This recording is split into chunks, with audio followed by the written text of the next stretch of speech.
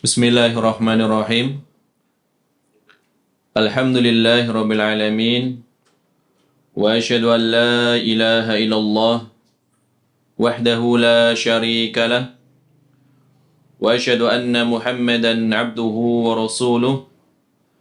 Allahumma salli wa sallim ala nabiyyina Muhammad wa ala alihi wa sahbihi wa man ihtada bihadihi wastanna bisunnatihi ila yaumiddin, amma ba'd. Jamaah rahimani wa rahimakumullah.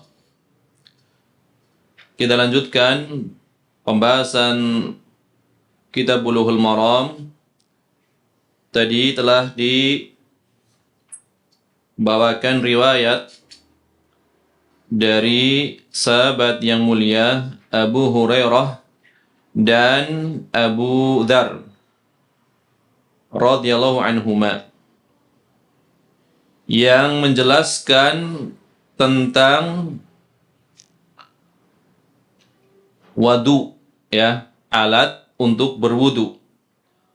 Wadunya seorang muslim apabila dia tidak mendapati air meskipun dalam waktu yang lama. Disebutkan meskipun 10 tahun, ya, kalian boleh menggunakan tanah, ya. Apabila selama waktu itu tidak mendapati air, boleh menggunakan tanah untuk bersuci. Ini penyebutan 10 tahun, ini adalah mubalaghah, yang menunjukkan waktu yang panjang. Tadi telah diterangkan dua riwayat ini. Yang pertama, riwayat Abu Hurairah adalah riwayat yang mursal. Adapun riwayat dari sahabat Abu Dzar Al-Ghifari, inilah riwayat yang marfu, yang bersambung sampai kepada Rasulullah sallallahu alaihi wasallam. Kemudian para ulama membahas derajat hadis ini sekurang-kurangnya adalah hasan. Ya, sebagian ada yang mensahihkan, tapi tidak turun dari derajat hasan, itu minimalnya. Jadi sudah bisa diamalkan. Berarti maknanya adalah sahih. Maknanya adalah benar. Maka di antara pelajaran-pelajaran yang bisa diambil dari hadis ini sebagai dalil bahwasanya tayamum itu mengangkat hadas, bukan sekedar mubih. Mubih artinya sesuatu yang dengannya seorang boleh melakukan perbuatan-perbuatan, itu ibadah yang asalnya disyaratkan bersuci terlebih dahulu. Seorang yang tadinya harusnya berwudu terlebih dahulu, harusnya mandi wajib terlebih dahulu, terhalang, maka boleh dia bertayamum. Boleh dia bertayamum.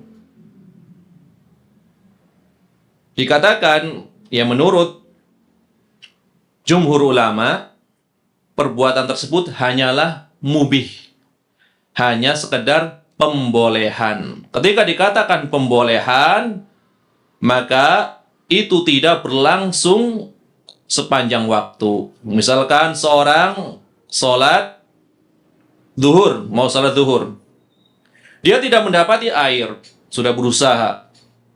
Padahal di antara syarat untuk bisa sholat adalah bersuci dengan cara berwudu.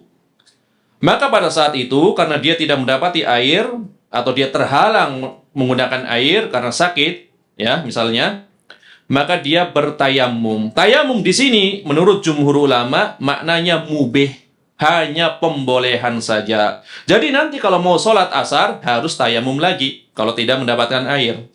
Tetapi sebagian ulama, di antaranya madhab Hanafi, berdalil dengan hadis yang ada di bab ini.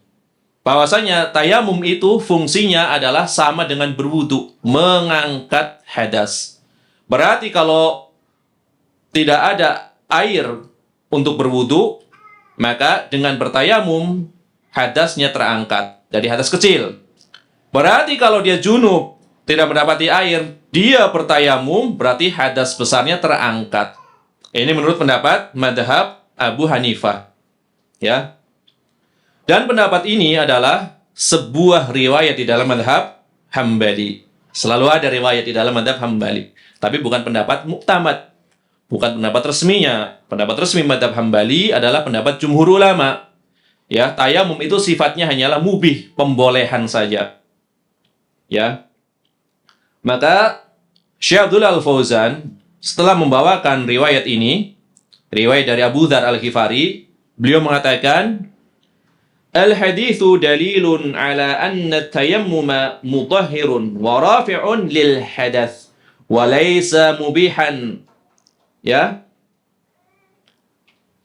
Bahwasannya hadis ini sebagai dalil tayamum itu mutahhir, mensucikan.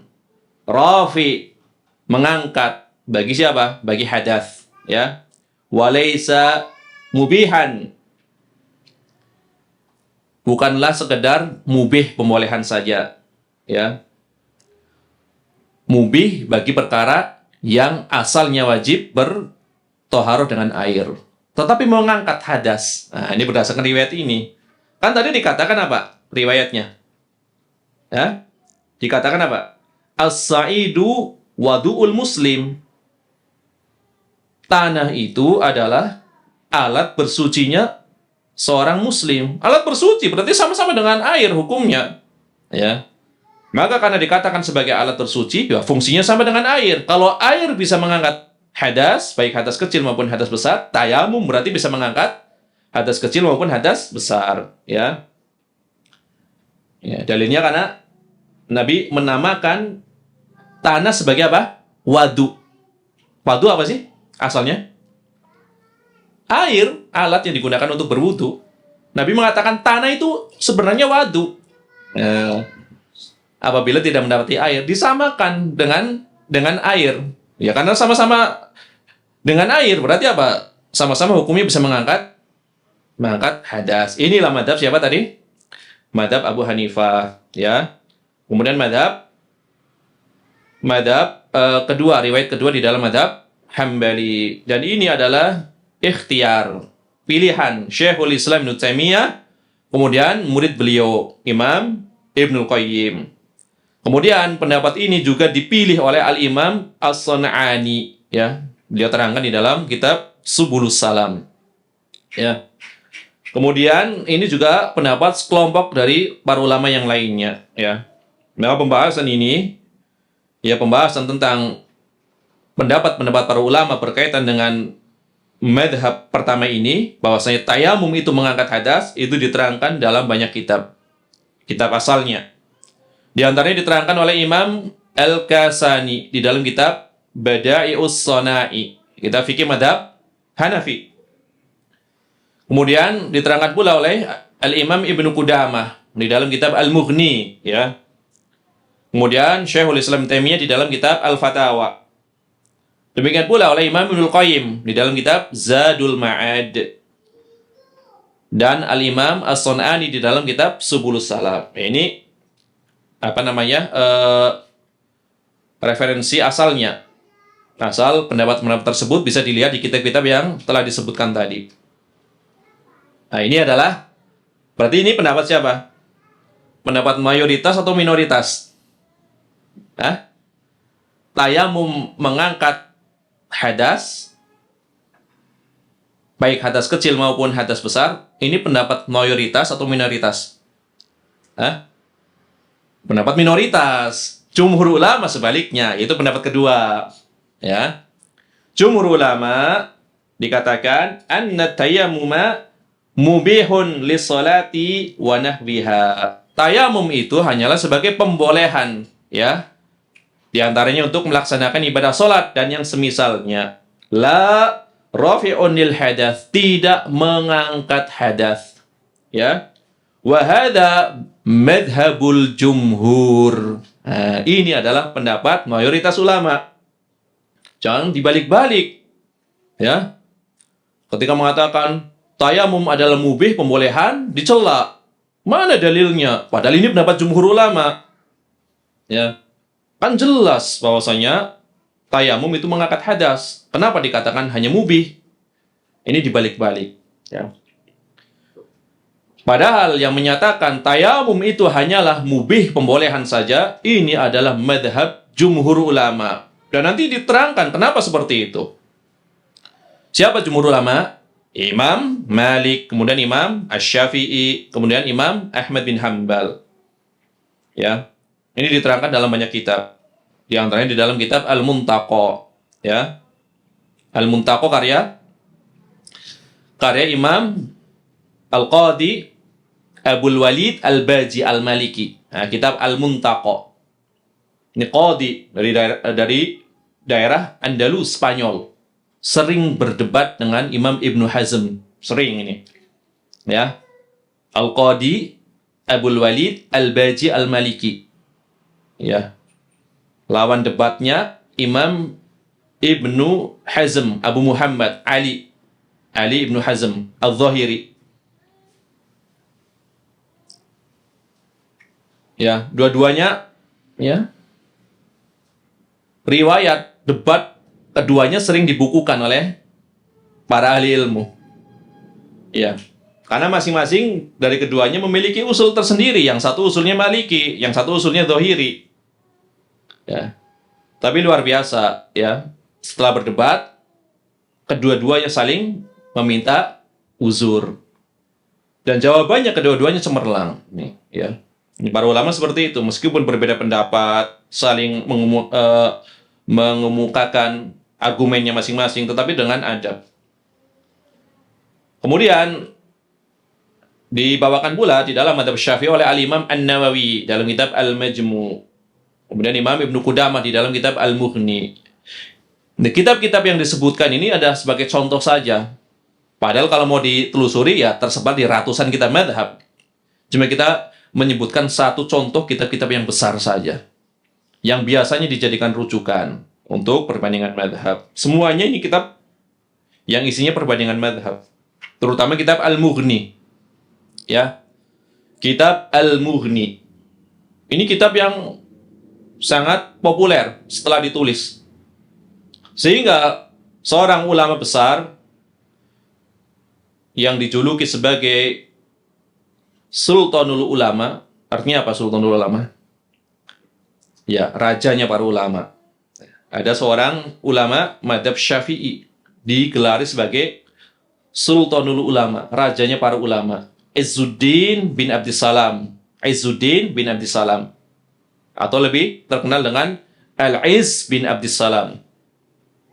Seorang yang hidup di abad ke-6. Beliau adalah di antara guru dari Al-Imam Ibnu Daqiqil Id. Dikatakan beliau adalah di antara ulama Syafi'iyah yang telah mencapai derajat ijtihad. Beliau seorang yang ahli ijtihad. Karena tidak semua ulama Syafi'iyah, sealim apapun, belum tentu mencapai derajat ijtihad. Tapi beliau mencapai derajat ijtihad. Dua orang yang terkenal. Ya, Imam Al-Izz bin Abdissalam sama Imam Ibnu Daqiqil Id. Adapun Imam An-Nawawi, beliau hanya dikatakan sebagai mujtahid fatwa saja. Atau ya mujtahid madhab, masih seperti itu. Levelnya masih di bawah Al-Izz bin Abdissalam. Nah, Al-Izz bin Abdissalam ketika berfatwa, beliau tidak pernah tenang kalau belum menyanding dua kitab. Padahal mazhab Syafi'i, saya senantiasa tidak tenang dalam berfatwa kalau belum menyanding dua kitab. Kitab yang pertama adalah kitab Al-Muhalla karya Imam Ibnu Hazm. Kitab yang kedua adalah kitab Al-Mughni karya Imam Ibnu Qudamah. Baru saya tenang berfatwa kalau sudah menyanding dua kitab itu. Ya. Maka Syekhul Islam Ibnu Taimiyah, beliau mengatakan, saya telah menghafal kitab Al-Muhalla karya Imam Ibnu Hazm. Jadi tahu khilaf di dalamnya. Dan kitab Al-Muhalla ini tidak boleh dibaca oleh pemula. Ya. Kalau dibaca oleh pemula, maka yang baca bisa sakit, ya. Karena itu makanan orang dewasa, dikasih ke anak kecil bisa jadi racun, kayak gitu. Ya. Kitab Al-Muhalla ibaratnya adalah makanan orang dewasa. Jangan dikasih kepada bayi. Kalau bayi ya makan makanan orang dewasa, bukan menjadi gizi, malah menjadi racun. Maka betapa banyak orang yang tidak punya ya dasar keilmuan, baik belum pernah belajar usul, belum pernah belajar kaidah, belum pernah belajar mustalah hadis atau fikih secara umum, langsung masuk ke dunia al-muhalla. Ya, langsung masuk ke dunia al-muhalla. Apalagi al-muhallanya sudah diterjemahkan. Maka bahasanya menjadi kasar. Ya, terpengaruh dengan bahasa penulisnya. Maka tidak cocok untuk pemula.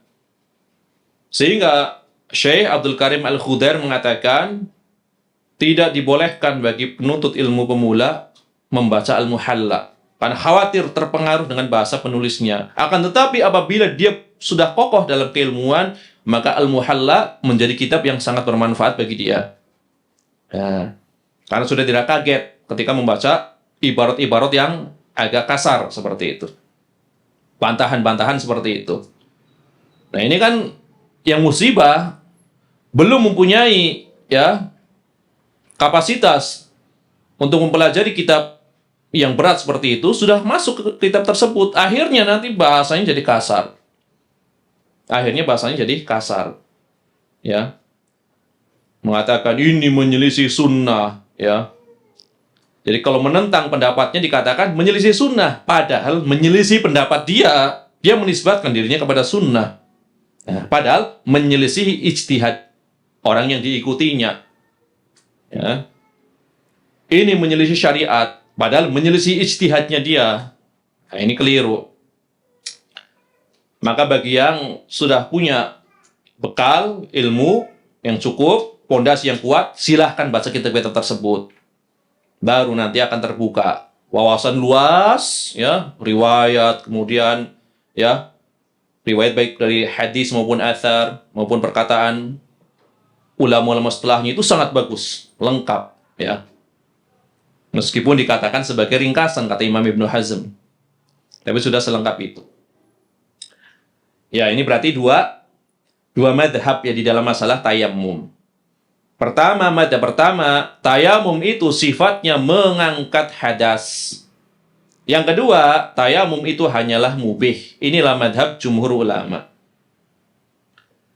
Dalil jumhur ulama adalah hadis di dalam bab ini. Jadi pendapat sebagian ulama hadisnya sama. Maksudnya dalilnya dengan hadis yang sama. Jumhur pun hadisnya hadis ini juga. Tetapi bagian mana yang diambil oleh jumhur? Kalau bagian yang diambil oleh pendapat madhab Hanafi kan tadi, ya, at-tayammumu wadu'u, ya, wadu'ul muslim. Tayamum itu adalah alat bersucinya seorang muslim. Alat bersuci berarti sebagaimana air. Berarti mengangkat hadas. Ini kan dalil madhab Hanafi. Tapi jumhur mengambil bagian yang lain dari hadis ini. Ya. Bagian apa?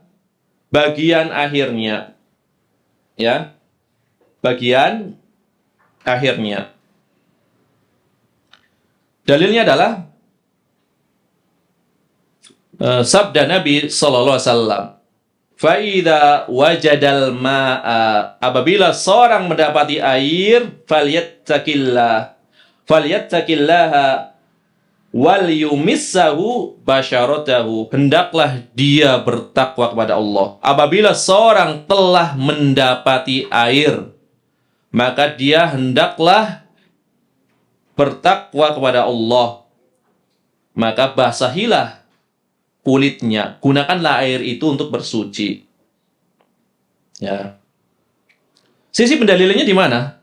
Dari sabda Nabi SAW ini. Sisi pendalilannya bahwasanya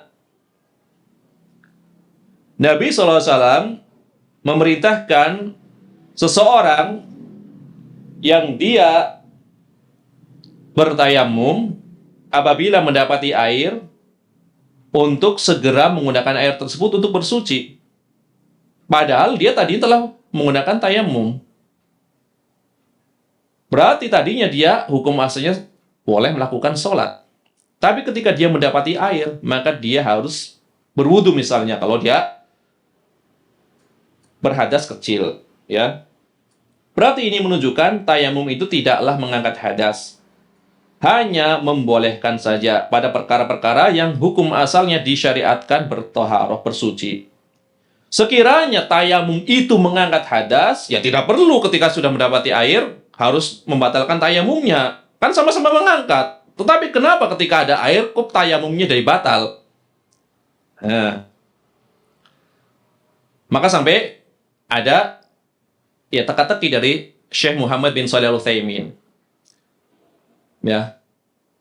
Bagaimana seorang yang sedang sholat menjadi batal sholatnya padahal dia telah bersuci ketika dia melihat sesuatu. Nah, di antaranya adalah seorang tersebut sholat dalam keadaan bertayamum. Ketika dia di rakaat pertama belum salam, dia melihat ada mobil pengangkut air. Maka ketika itu dia harus membatalkan tayamumnya.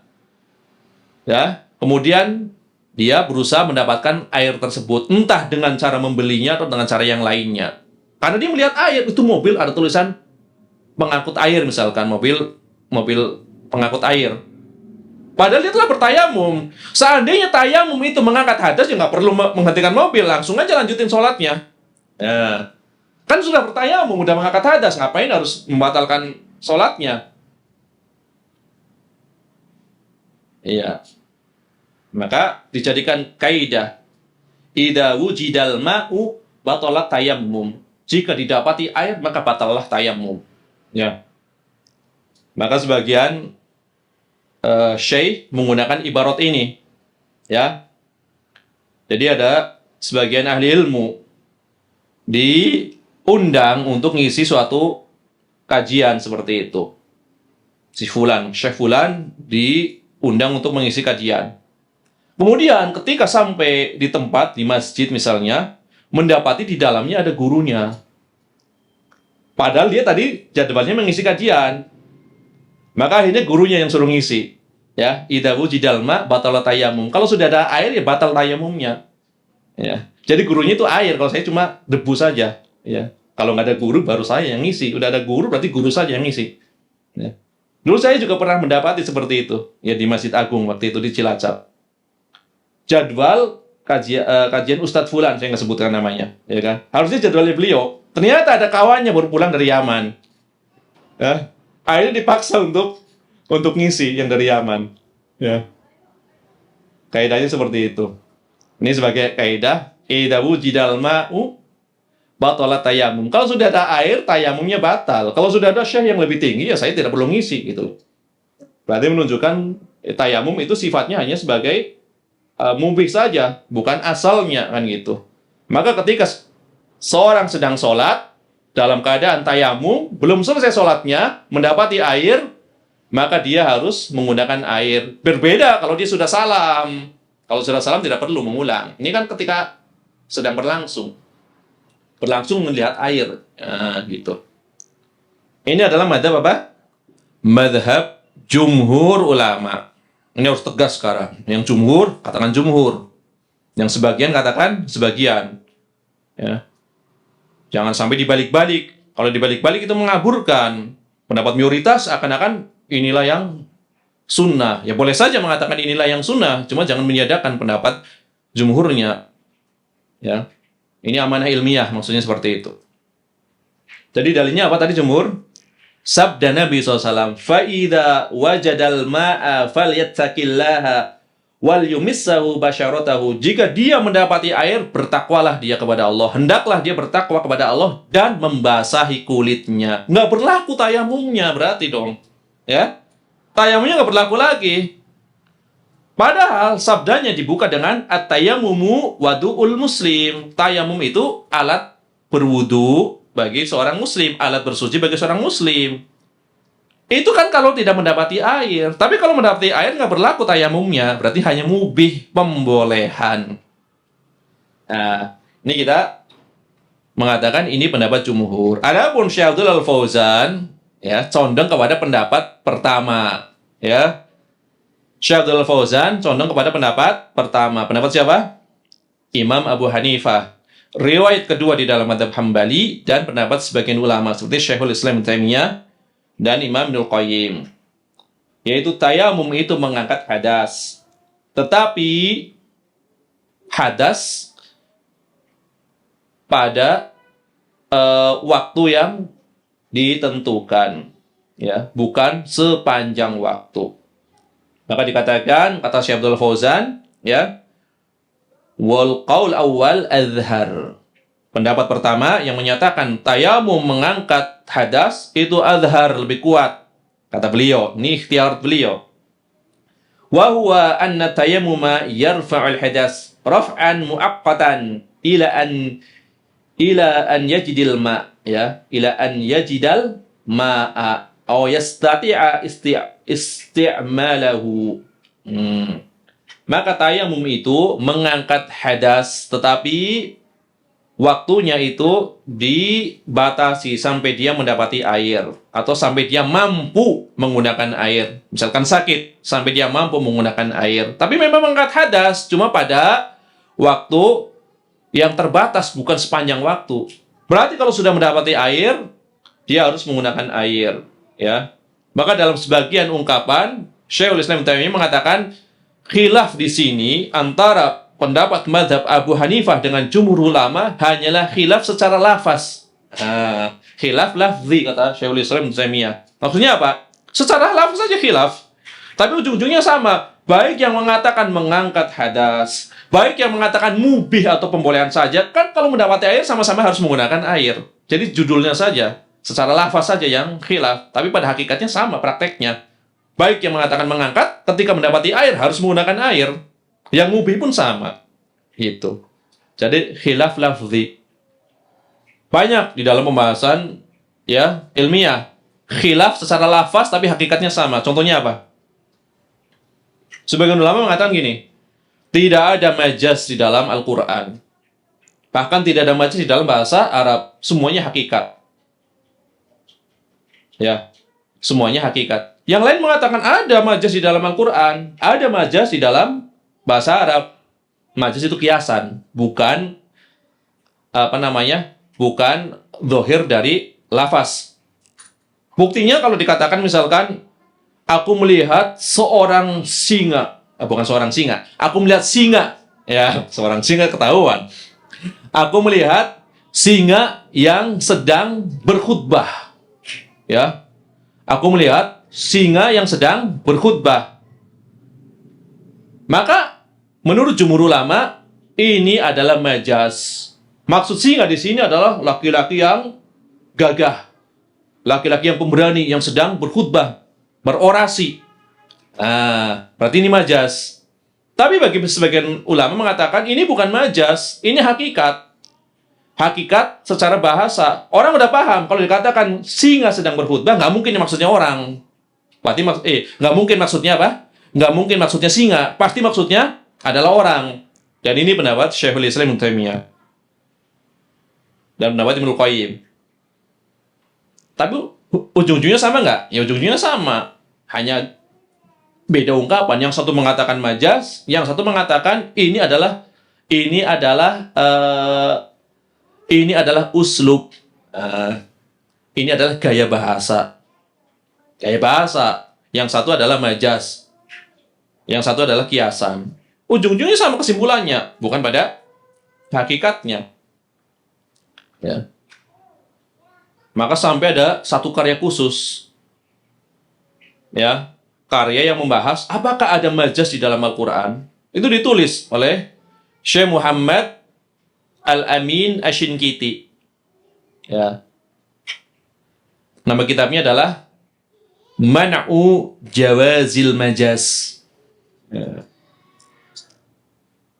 Itu suatu pendapat yang menyatakan tidak adanya majaz, terhalangnya majaz di dalam Al-Quran. Tapi khilaf lafzi. Ya, khilaf lafzi. Lafaznya doang yang khilaf, tapi hakikatnya nggak khilaf, sama ujung-ujungnya. Nah, berarti sini Syekh Abdul Fauzan memilih pendapat siapa tadi? Abu Hanifah. Dalilnya mana yang menunjukkan hal tersebut? Yang menguatkan hal tersebut, kata Syekh Shalal Fauzan, di antaranya adalah firman Allah Ta'ala. Setelah menyebutkan ayat tayamum, di ujungnya dikatakan, Ma yuridullahu liyaj'ala alaikum min haraj, walakin yuridu liyutahhirakum. Tidaklah Allah menginginkan atas kalian kesulitan, akan tetapi Allah hendak mensucikan kalian. Allah tidak ingin mempersulit kalian. Ketika tidak ada air, boleh menggunakan tanah. Berarti tidak ingin menghendaki kesukaran bagi kalian. Yang Allah kehendaki adalah mensucikan kalian. Di sini, Allah Subhanahu wa Ta'ala mengabarkan bahwasannya Dia menginginkan agar kita suci, ya, yaitu bersuci dengan menggunakan tanah atau debu. Sebagaimana kita diperintahkan bersuci dengan menggunakan air, ya. Kemudian Nabi SAW mensifati tayamum itu dengan sifat tuhur, dengan sifat bersuci, ya. Jadi kuat juga nih dalilnya. Tidaklah Allah menghendaki atas kalian kesukaran. Yang Allah kehendaki adalah mensucikan kalian. Mensucikan berarti apa? Ya menghilangkan hadas di antaranya. Ini penguat, ya, penguat pendapat dari madhab Abu Hanifah, yaitu firman Allah Ta'ala di dalam surat Al-Ma'idah ayat ke-6. Kemudian penguat kedua, anna tayammuma badalun an taharatil ma'i. Tayamum itu kan sebagai pengganti dari bersuci menggunakan air. Wal qaidah asyariyah, kaidah syar'i mengatakan annal badal lahu hukmul mubdal. Pengganti itu hukumnya sama dengan yang digantikan. Penggantinya apa di sini? Hah? Penggantinya adalah debu. Yang digantikan apa? Air. Maka pengganti hukumnya sama dengan yang digantikan. Ketiadaan air, maka harus diganti dengan tanah. Tanah berarti menggantikan hukum air. Sama-sama berarti hukumnya. Ya. Berarti sebagaimana air itu menjadikan seorang jadi suci, maka tanah pun, yaitu tayamum, bisa menjadikan seorang jadi suci pula. Ketika menggunakan, ya, menggunakan tanah tersebut. Karena hukum yang menggantikan sama dengan hukum yang digantikan. Hukum asalnya air mengangkat hadas. Maka karena tidak ada digantikan dengan tanah, tanah hukumnya sama dengan yang digantikan, berarti mengangkat hadas pula. Ini penguat kedua. Ya. Ya, sehingga Syekhul Islam Ibnu Taimiyah mengatakan seperti ini. Balit tayammum yaqumu maqamal ma'i mutlaqan wa yastabihu bihi kama yustabahu bil ma'i. Bahkan ada pendapat yang mengatakan tayamum itu bisa menggantikan air secara mutlak. Jadi tidak dibatasi waktu. Ada pendapat seperti itu. Kalau tadi kan sebagian ulama yang mengatakan bahwasanya tayamum itu mengangkat hadas, ada batas waktunya sampai mendapati air. Ada pendapat lain yang lebih longgar lagi. Tayamum itu menggantikan air secara mutlak. Jadi tidak dibatasi waktu. Meskipun sudah ada air, kalau belum kentut misalkan habis tayamum, tetap tidak perlu menggunakan air. Nah, ada pendapat yang seperti itu kata Syekhul Islam Ibnu Taimiyah. Ya. Bahkan boleh bertayamum sebelum masuk waktu. Kan jumhur mengatakan antum sebelum masuk waktu belum boleh tayamum. Ketika sudah masuk waktu duhur misalkan, berusaha mencari air nggak dapat baru boleh tayamum. Tapi misalkan sebelum duhur sudah tayamum, itu nggak boleh. Ya. Jumhur ulama seperti itu. Tapi ada pendapat yang mengatakan karena tanah itu bisa menggantikan air secara mutlak, maka sebelum masuk waktu pun boleh bertayamum dengan syarat memang tidak ada air. Ya.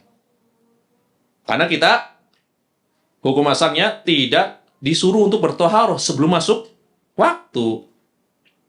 Berarti ini pendapat lebih apa? Lebih longgar lagi yang dinukil oleh Syekhul Islam Ibnu Taimiyah. Kenapa? Kenapa kok sampai seperti ini? Boleh bertayamum sebelum masuk waktu? Ya karena kan tanah menggantikan air. Sebagaimana kita boleh berwudu sebelum masuk waktu. Kan boleh nggak berwudu sebelum masuk waktu? Kita wudu di waktu duha untuk sholat duhur. Boleh nggak? Boleh. Maka tayamum pun boleh. Dengan syarat memang tidak ada air. Nah, gitu. Tetap ada syaratnya tentunya. Bukan mutlak di sini maksudnya mutlak menggantikan air apabila telah terpenuhi syaratnya ketiadaan air atau ketidakmampuan menggunakan air. Itu ada syaratnya. Bukan mutlak maksudnya Yang penting udah tayang bukan. Maksudnya mutlak di sini seandainya benar-benar nggak ada air, meskipun belum masuk waktu boleh tayamum gitu loh. Eh, maka karena wudhu, setelah berwudhu orang menjadi suci, kemudian selama dia tidak berhadas masih tetap ya dalam keadaan suci, begitu pula tayamum. Jadi disamakan hukumnya ya, menempati tempat air secara mutlak. Nah, ini yang ketiga nih, pendapat yang ketiga. Ini sebagian ulama. Ya. Ini adalah pendapat ya banyak dari kalangan ahli ilmu. Ini kata Syekhul Islam Ibnu Taimiyah. Berarti bertayamum untuk sholat wajib boleh dilanjutkan untuk sholat sunnah, boleh dilanjutkan untuk baca Al-Quran, boleh dilanjutkan untuk sholat wajib berikutnya. Menurut pendapat ini. Jadi luas ya. Kemudian setelah membahas panjang, Syekhul Islam Ibnu Taimiyah mengatakan wa hadzal qaul huwas sahih. Ini ingat. Pendapat ini adalah pendapat yang benar menurut Syekhul Islam Ibnu Taimiyah. Menurut Syekhul Islam Ibnu Taimiyah. Kalau menurut jumhur nggak benar, kan gitu. Ini adalah pendapat yang sahih, yang benar menurut Syekhul Islam Ibnu Taimiyah. Ya.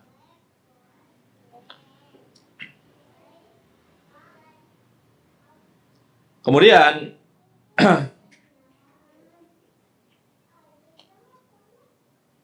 beliau menyatakan fattayammumu rafi'un lil hadas mutahhirun li sahibihi, lakin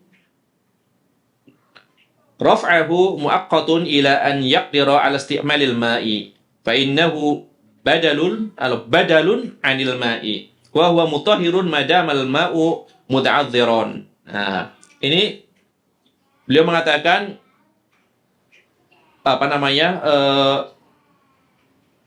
atau memilih pendapat dari madhab Abu Hanifah dan madhab Hambali di dalam riwayat yang kedua. Ya, kalau tadi sebelumnya dinukil tayamum menurut sebagian ulama adalah mengganti air secara mutlak.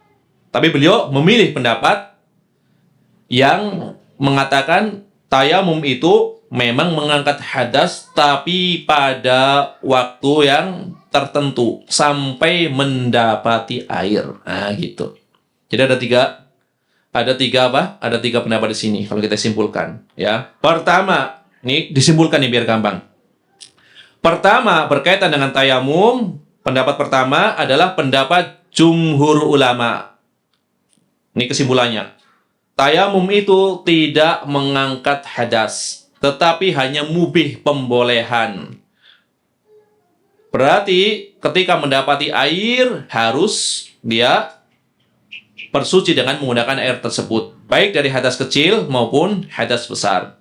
Ini yang pertama, mubih, pendapat jumhur ulama. Yang kedua, tayamum itu adalah pengganti air secara mutlak, jadi tidak dibatasi dengan waktu. Ya.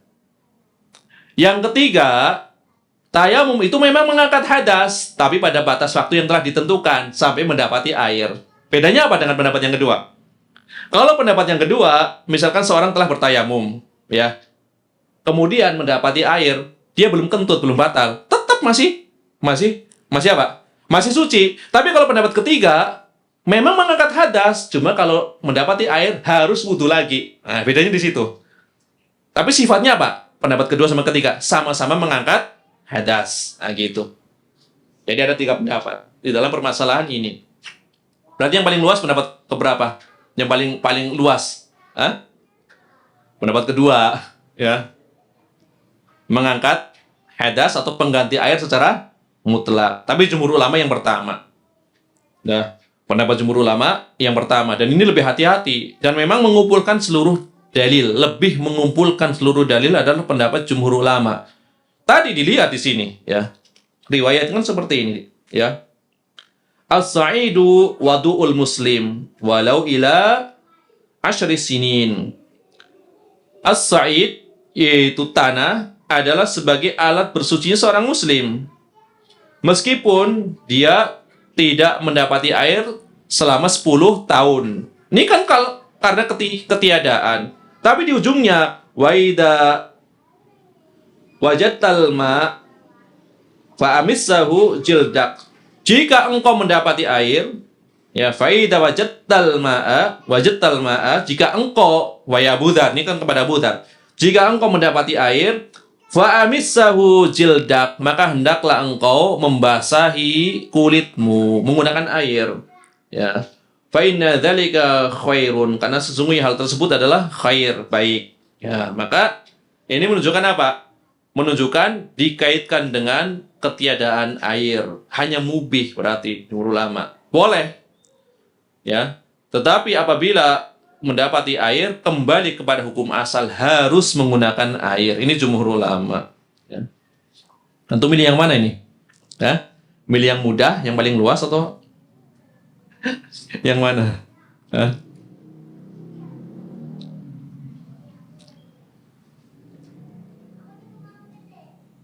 Milih yang mana nih? Hah? Antum milih yang mana? Hah? Yang luas? Hah? Yang luas berarti air itu tanah itu sifatnya seperti air, mengganti air secara mutlak seperti itu ya. Ini pendapat sebagian ulama, ya. Tapi kalau pendapat jumhur, yaitu mubih saja, ya, mubih saja. Ya, minimal tahu lah. Minimal tahu di sini ada khilaf. Jadi sudah tidak kaget kalau misalkan ada yang kekeh, ini karena mubih saja. Ini jumhur ulama, ya. Terutama Syafi'iyah, ya. Di Indonesia kan Syafi'iyah, ya. Tetapi kalau mengikuti pendapat jumhur ulama, itu lebih hati-hati. Kenapa? Jelas ya, ketika seorang menggunakan air, jelas toharohnya disepakati sahnya, kan seperti itu. Ya. Jelas disepakati sahnya. Kalau dia tidak bersuci lagi, misalkan dia mendapati air, tapi dia telah tayamum, belum batal dari tayamumnya, belum hadas, maksudnya kentut atau sejenisnya, diperselisihkan. Kalau menurut jumhur, antum harus membatalkan, atau antum tayamumnya sudah batal, ya kan seperti itu. Tapi kalau misalkan setelah itu antum langsung berwudu, disepakati antum telah bersuci, gitu. Tapi ini kalau kita melihat dari sisi apa? Sisi kehati-hatian. Tapi kalau misalkan seorang yang mengikuti pendapat ulama yang menyatakan bahwasanya tanah itu sebagai pengganti air, ya tentu tidak masalah. Kan semuanya dibangun di atas keyakinannya. Dan seorang yang awam itu kan boleh bertaklid kepada ahli ilmu yang dia fiqahi, kan seperti itu. Kemudian kata Syekh Abdul Fauzan, pelajaran terakhir, hadis yang dibawakan di dalam bab ini, dalilun ala anna man tayammama lil janabah thumma qadara ala isti'malil ma'i annahu yulzimuhu al-ghusla, ya, wa huwa qaulu kafatil ulama wallahu ta'ala a'lam.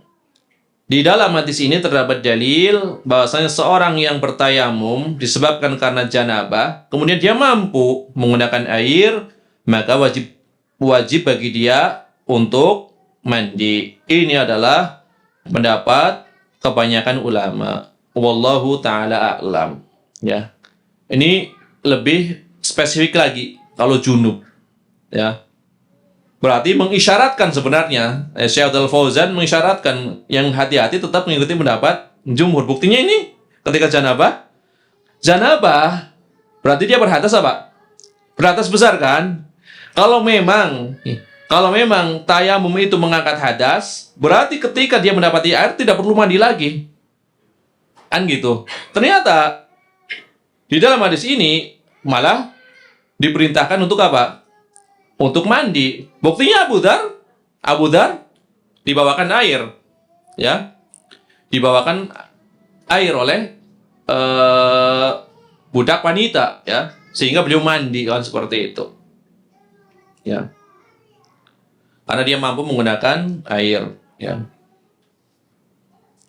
Wallahu ta'ala alam. Ya, hadis berikutnya. Jam berapa ini?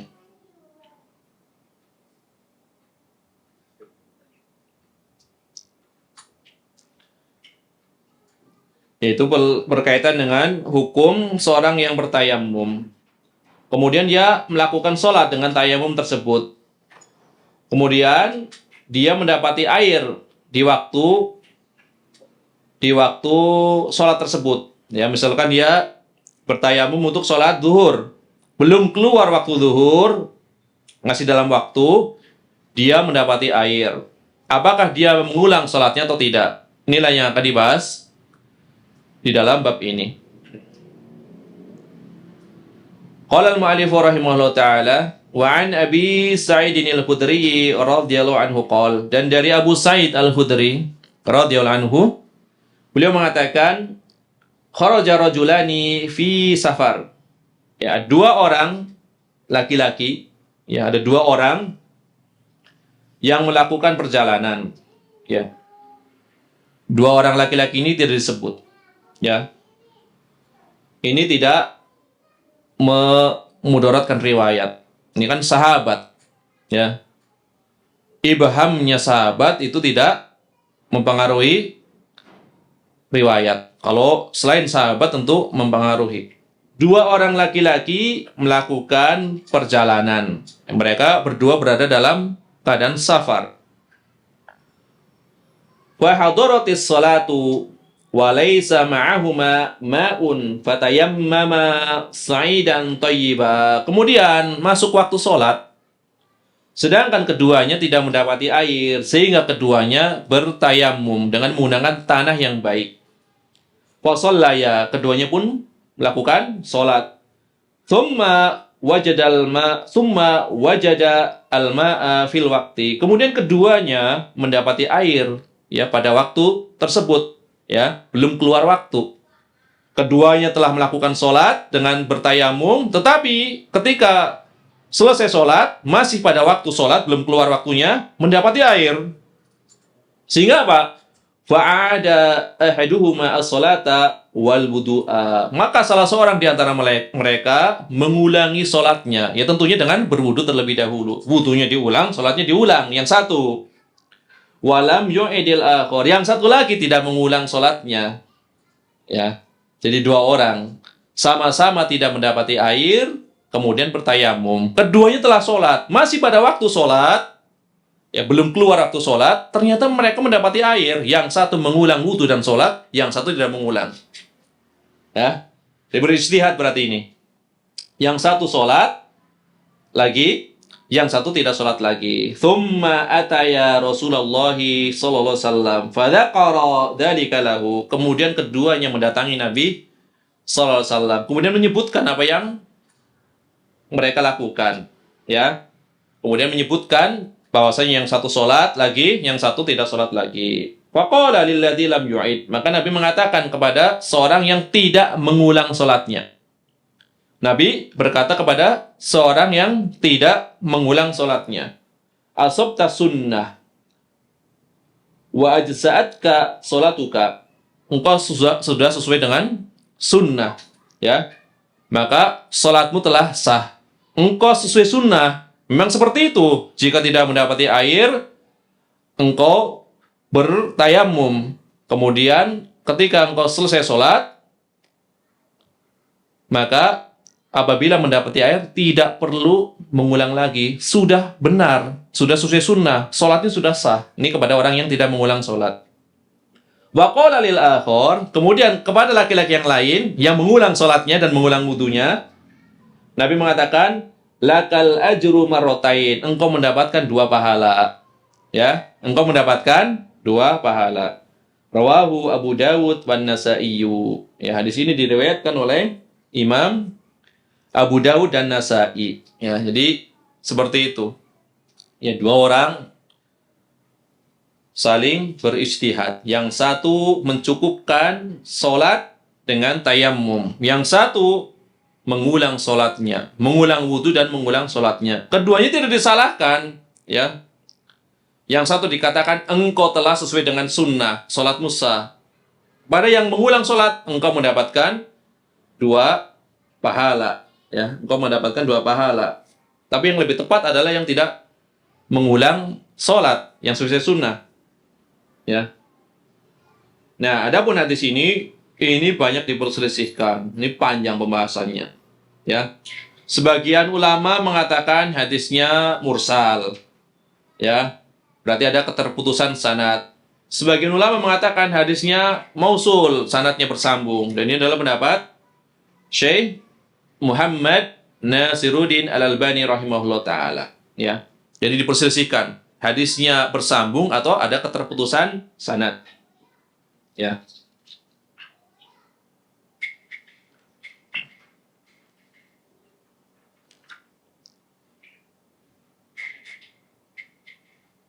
Adapun pelajaran-pelajaran yang bisa diambil dari hadis ini, pelajaran yang pertama, hadis ini sebagai dalil bahwasanya seorang yang bertayamum, kemudian dia sholat, kemudian dia mendapati air, ya, masih pada waktu sholat tersebut, belum keluar waktu, maka tidak perlu mengulang sholatnya.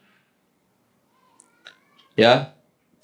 Bahkan tidak selayaknya dia mengulang sholatnya. Karena yang sunnah adalah, yang sesuai sunnah adalah tidak perlu mengulang sholat maupun bersucinya. Ya, berdasarkan sabda Nabi SAW kepada laki-laki yang pertama, asabta sunnah, ya, engkau telah sesuai dengan sunnah, engkau telah benar, perbuatanmu telah benar, ya.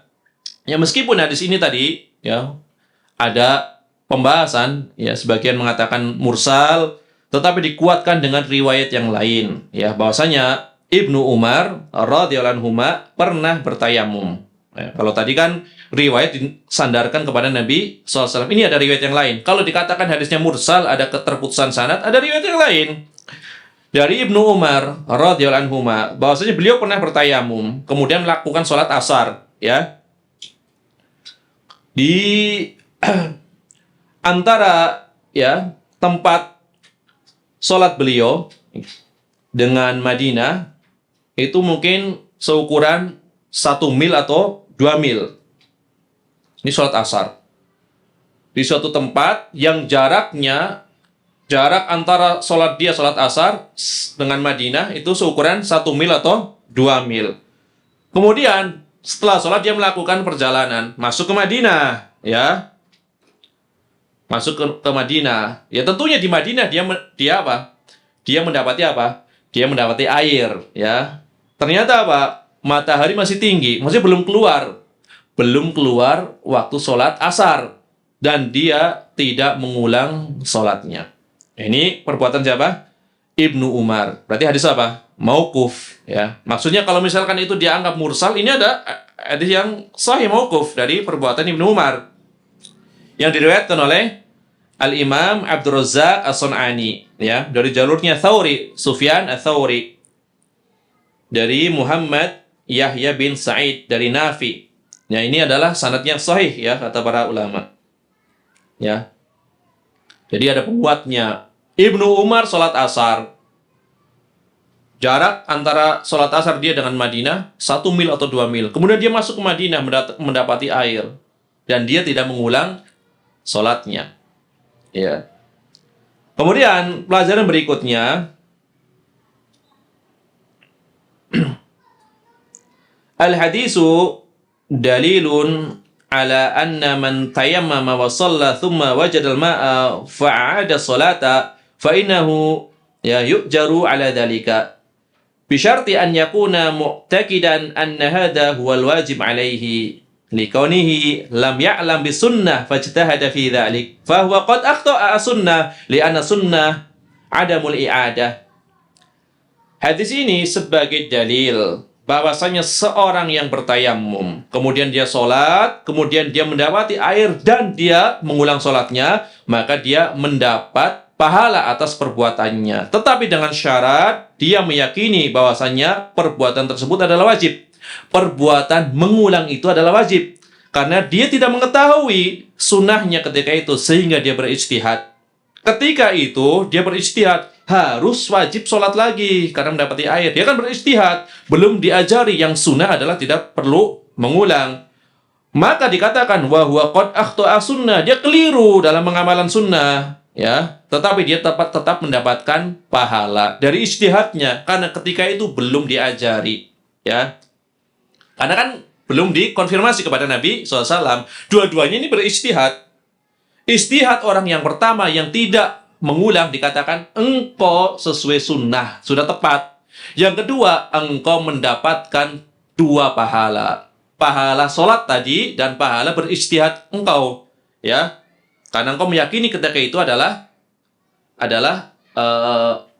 wajib mengulang berijtihad, cuma keliru, ya, ini mujtahid, ya, keliru pun tetap, ya, dihargai, ya, apalagi kalau benar. Tapi dalam konteks ini tadi apa dikatakan, bisyarti an yakuna mu'taqidan anna hadha huwal wajib alaihi, dengan syarat dia meyakini tadi wajib, ya. Amma in fa'ala dhalika 'aliman bil hukmi syar'i wa anna sunnah adamul i'adah lakinnahu 'ada talaban lil ajri marratain fa huwa musii'un li'annahu mukhalifun li sunnah amdan. Adapun orang yang telah mengetahui hukumnya yang harusnya tidak mengulang, dia mengetahui kalau bertayamum itu cukup apabila memang tidak mendapati air. Ketika mendapati air, telah selesai sholat, tidak perlu mengulang. Dia tahu sebenarnya seperti itu, tapi dia sengaja mengulang biar dapat tambahan pahala. Ya, dia sengaja mengulang biar dapat tambahan pahala. Maka kata Syekh Al-Fauzan, ini keliru. Ya, dikatakan fahuwa musiun, ini keliru karena dia sudah mengetahui hukumnya. Tadi kenapa dia mendapatkan dua pahala? Karena belum tahu hukumnya, belum dikonfirmasi kepada Rasulullah Sallallahu Alaihi Wasallam. Ya. Jadi itu maksud dari ucapan Nabi SAW, engkau mendapatkan dua pahala. Ya. Karena dia beristihad ketika itu, belum tahu hukumnya. Nah, kemudian berkaitan dengan keadaan orang yang tayamum disebabkan karena tidak mendapati air. Ya. Kemudian setelah itu mendapati air, maka tidak keluar dari tiga keadaan. Ya. Keadaan orang yang bertayamum, ya, karena dia tidak mampu menggunakan air atau tidak mendapati air. Kemudian setelah itu dia mendapati air, maka keadaan orang itu tidak keluar dari tiga keadaan. Keadaan yang pertama, orang yang telah melakukan ibadah dengan tayamum tersebut, yaitu sholat, dia mendapati air setelah dia menyelesaikan sholat dan keluar waktu sholat. Maka ini tidak perlu mengulang secara ijma. Seorang sholat asar dengan tayamum, kemudian setelah keluar waktu sholat asar, yaitu masuk sholat maghrib, mendapati air, jelas ijma nggak perlu ngulang lagi sholat asarnya. Iya, karena udah keluar waktu, kan gitu. Maka banyak ulama yang menghikayatkan adanya ijma ini. Jelas tidak perlu mengulang sholat, karena jelas sudah keluar waktu, sholatnya sudah selesai, waktunya sudah keluar juga, ya. Ini adalah hikayat ijma, ya, oleh para ulama, di antara Imam Ibnul Mundhir di dalam kitab Al-Awsat. Kemudian Imam Ibnu Qudamah Muwafaquddin juga menukilnya, ya, di dalam kitab Al-Mughni. Ini jelas, gampang yang ini, ya. Tayamum, kemudian telah keluar waktu sholat, baru mendapati air, jelas nggak perlu ngulang sholat. Ini keadaan yang pertama. Keadaan yang kedua, seorang yang telah sholat dengan tayamum tadi mendapati air, ya, setelah selesai sholat, tapi waktu sholatnya belum keluar. Nah, misalkan tadi sholat asar, dia udah sholat, tiba-tiba, ya, setelah selesai sholat asar, dia mendapati air. Maka pada keadaan seperti ini juga dia tidak perlu mengulang sholatnya, kan udah selesai sholatnya, ya. Ini adalah pendapat jumhur ulama, yaitu 4 madhab. 4 madhab, apabila seorang bertayamum, kemudian dia sholat, telah selesai dari sholat, baru mendapati air, padahal masih waktu sholat, belum keluar, maka dia tidak perlu mengulang sholatnya. Ini adalah pendapat jumhur ulama dari 4 madhab, ya. Sebagaimana dikuatkan atau dirojihkan oleh Imam Ibnul Munzir di dalam kitab yang sama tadi, Al-Awsat, ya. Yang menguatkan hal tersebut karena orang tersebut tadi telah menunaikan kewajiban sebagaimana yang telah diperintahkan, ya. Maka barang siapa yang mengklaim, ya, bahwasanya sholat tersebut tadi tidak berlaku, harus dibatalkan, ya, atau tidak dianggap sah dan dia harus mengulang, maka dia harus mendatangkan dalil. Mana dalil yang menunjukkan bahwasanya seorang tersebut harus mengulang sholatnya? Nah, ini adalah pendapat apa? Jumhur ulama dari 4 madhab. Tentu ada sebagian ulama yang berpendapat tetap dianjurkan untuk mengulang sholatnya karena masih dalam waktu, kan gitu. Tapi ini adalah pendapat minoritas. Tapi jumhur ulama mengatakan tidak perlu. Dari 4 madhab lagi, kan gitu. Kemudian ini keadaan berapa? Keadaan yang kedua. Keadaan yang ketiga, seorang yang mendapati air, ya, seorang yang mendapati air dalam keadaan sedang sholat, belum selesai. Dia sholatnya dengan tayamum. Nah, sedang sholat dalam keadaan bersucinya menggunakan debu. Belum selesai sholatnya, kemudian dia mendapati air. Ini keadaan yang ketiga. Nah, keadaan ketiga, an yajidal ma'a wa huwa yusalli. Dia mendapati air padahal dia masih dalam keadaan sholat, belum selesai. Ya. Ya, misalkan ada salah seorang di antara mereka mencari air. Kemudian dia masih sholat, ini ada air. Masih sholat ya, belum selesai. Ya. Bagaimana nih? Maka keadaan orang yang seperti ini, ya, para ulama menyikapi keadaan ini, maka ada dua pendapat, ya. Misalkan yang satu sholat, kan ada 2 orang. Yang satu sholat, udah berusaha mencari air, nggak dapat, ya, akhirnya tayamum. Yang satu tetap kekeh mencari air lagi. Baru harusnya 4 rakaat kan, baru 2 rakaat, temennya udah bawa air 1 ember. Nah, berarti belum selesai nih sholatnya, tahu ada air. Ini bagaimana menyikapinya? Maka ulama berbeda pendapat. Yang pertama, dia harus membatalkan tayamumnya, sehingga sholatnya pun menjadi batal. Maka dia harus wudu dan mengulangi sholat dari awal. Inilah yang masyhur di dalam madhab Hambali, kemudian madhab Abu Hanifah. Dan ini yang dipilih oleh Imam Ibnu Hazm Al-Zahiri. Kemudian Imam Ibnul Munzir juga mengatakan ini riwayat dari Sufyan Ats-Tsauri. Kemudian di antara ulama kontemporer yang memilih pendapat ini harus mengulang adalah Syekh Abdul Aziz bin Baz. Kemudian Syekh Utsaimin yang di dalam Syarhul Mumti memilih pendapat ini. Ya. Dalilnya yang menunjukkan orang tersebut harus membatalkan tayamumnya adalah keumuman firman Allah Ta'ala. Falam tajidu ma'an fatayamamu. Jika engkau tidak mendapati air, maka bertayamumlah. Berarti kalau mendapati air, nggak boleh tayamum. Ya. Ini seorang mendapati air di tengah sholat, belum selesai sholat. Maka batallah hukum tayamum karena mendapati air. Ya. Maka ketika batal hukum tayamum, batal pula hukum sholat. Ya. Maka dia kembali dalam keadaan berhadas. Berdasarkan ayat ini, falam tajidu ma'an fatayamamu. Jika engkau tidak mendapati air, maka bertayamumlah. Ketika tayamumnya batal, maka sholatnya pun batal. Jadi harus mengulang dari awal. Ini dalil pertama yang menunjukkan hal tersebut. Kemudian dalil kedua adalah keumuman tadi hadis riwayat dari Abu Hurairah maupun Abu Dzar Al-Ghifari yang telah kita bacakan. Jika kalian mendapati air, maka bertakwalah. Kemudian, ya, basahilah kulit hendaklah dia membasahi kulitnya, yaitu menggunakan air. Ya. Ini apabila dalam keadaan belum selesai sholat. Ya. Ini adalah pendapat pertama. Karena belum selesai sholatnya. Kemudian pendapat kedua, tidak perlu membatalkan tayamumnya. Dan tidak perlu mengulang sholatnya. Ya. Tidak perlu mengulang sholatnya. Ini adalah pendapat jumhur ulama. Ya.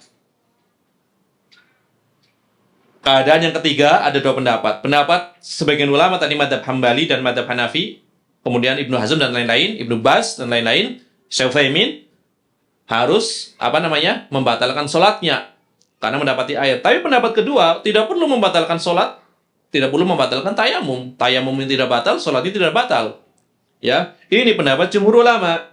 Di antaranya Malikiyah, kemudian Syafi'iyah, kemudian sebuah riwayat di dalam mazhab Hambali. Ya. Tetapi di dalam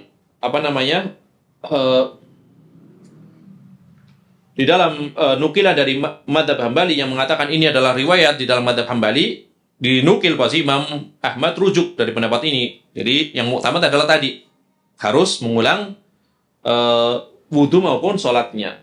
Ya. Dalilnya, nah ini dalilnya kan. Dalil pendapat kedua yang tidak perlu mengulang wudhu maupun sholatnya, dalilnya adalah karena mereka mengatakan, para ulama ini mengatakan, karena orang yang telah bertayamum ini, telah bersuci ini, telah masuk ke dalam peribadahan sholat, ya, sesuai dengan sifat yang diizinkan oleh syar'i, yaitu telah bersuci dengan menggunakan debu ataupun tanah, ya. Maka ketika dia telah diizinkan untuk boleh melakukan sholat dengan toharoh yang sifatnya badaliyah, yaitu pengganti dari air, kemudian dia masuk ke dalam sholatnya, maka orang tersebut, ya, dianggap telah menunaikan perintah, kan seperti itu. Maka dia tidak boleh membatalkan toharohnya, ya. Maka membatalkan apa yang telah diizinkan oleh syariat, kan dia perintahnya kalau tidak mendapati air kan kalian menggunakan tanah. Dia telah diizinkan menggunakan toharoh tersebut, ya. Maka sesuatu tersebut yang telah diizinkan oleh syar'i, yaitu sholat dengan menggunakan tayamum, itu tidak boleh dibatalkan kecuali apabila ada dalil yang tegas dari Al-Quran ataupun ijma'. Ternyata tidak didapati dari dalil-dalil tersebut menurut jumhur ulama.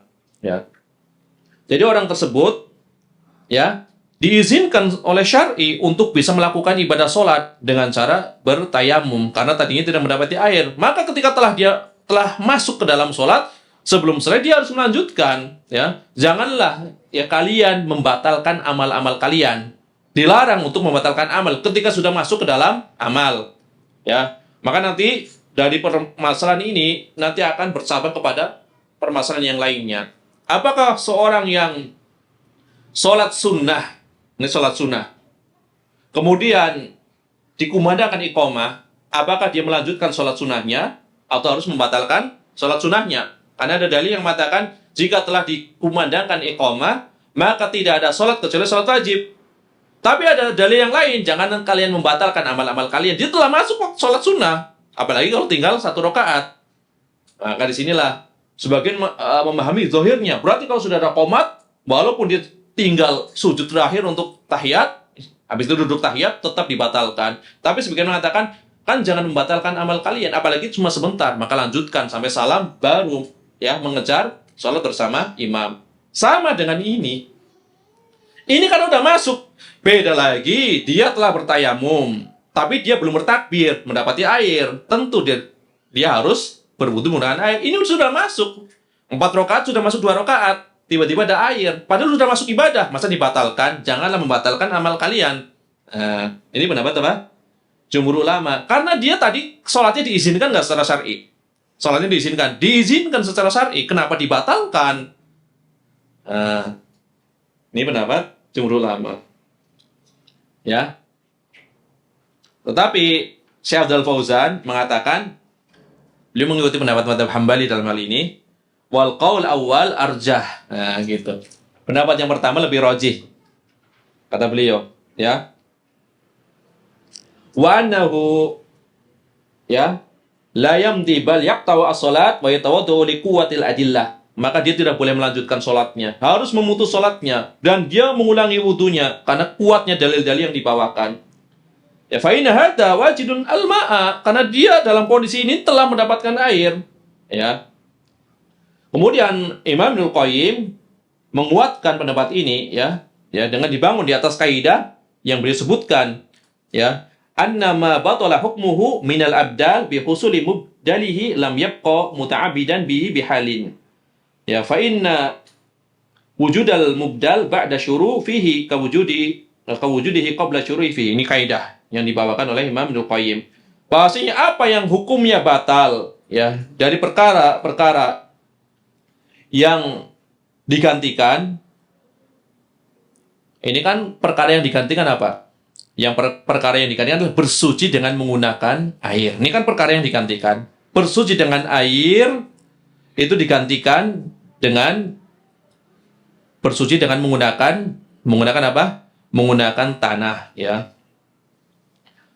Maka mubdal ya yang digantikan, kemudian badal yang menggantikan itu tidak boleh seorang melakukan ta'abbud terus-menerus dengan sifat penggantinya apabila yang digantikan telah kembali ada. Nah, kan gitu.